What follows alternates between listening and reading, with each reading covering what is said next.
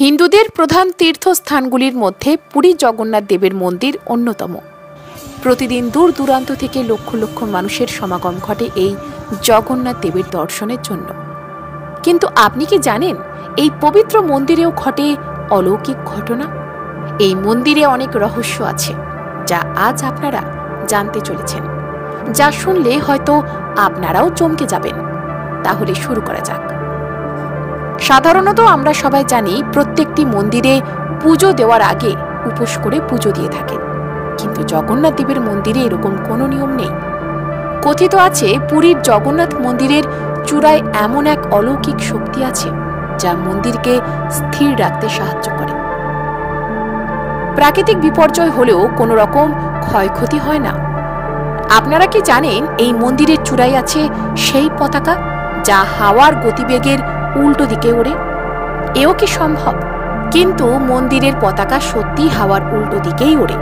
আর শুনলে আপনি চমকে যাবেন যে এই মন্দিরের পতাকা প্রতিদিন সকালে লাগানো হয় এবং সন্ধেবেলা খোলা হয়।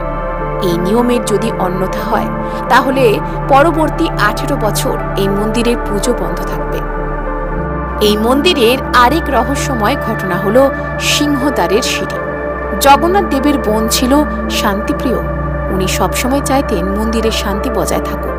আপনারা কি জানেন এই সিংহদ্বারের সিঁড়ি পেরোলেই বাইরের কোনো রকম আওয়াজ শোনা যায় না? পুরীর জগন্নাথ মন্দিরের রান্নাঘর কিন্তু রহস্যে ভরা। এখানে ভোগ রান্না কিভাবে করা হয় জানেন?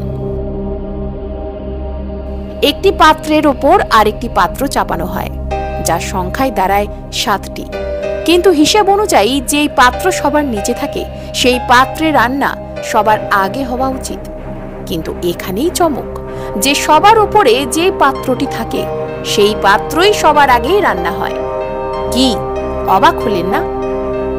আর এখানে সারা বছর সমান পরিমাণ ভোগ রান্না করা হয়, কিন্তু একই পরিমাণ ভোগ রান্না করেও লক্ষ কোটি মানুষ আসে, তবু আপনি জেনে অবাক হবেন যে প্রসাদ কখনোই কম পড়ে না।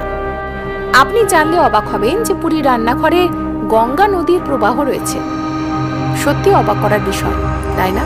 সমুদ্র উপকূলবর্তী এলাকায় নদীর যেখানে চিহ্ন মাত্র নেই সেখানে গঙ্গা নদীর প্রবাহ। সত্যি রহস্যময় এই মন্দিরের যতই রহস্য জানি বা শুনি গায়ে কাঁটা দিয়ে ওঠে। আপনাদের কেমন লাগছে এখন অবধি ভিডিওটা সাবস্ক্রাইব করে ফেলুন তাড়াতাড়ি, আর দেরি করবেন না কিন্তু।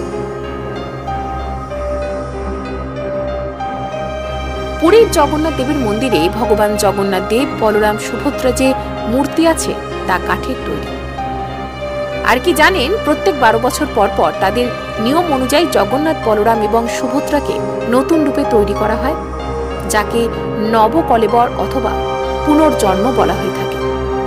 জগন্নাথ দেবের মন্দিরের চূড়ায় যে চক্রটি থাকে তা আপনি যেদিক থেকেই দেখুন না কেন সবই মনে হবে চক্রটি আপনার সোজাভাবেই বিরাজমান।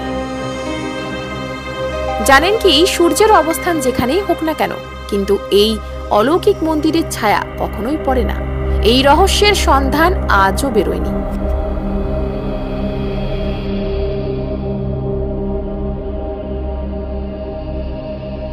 পুরীর জগন্নাথ মন্দিরের যে রত্ন ভাণ্ডার আছে সেখানে দেবতাদের সব অলংকার রাখা হয়।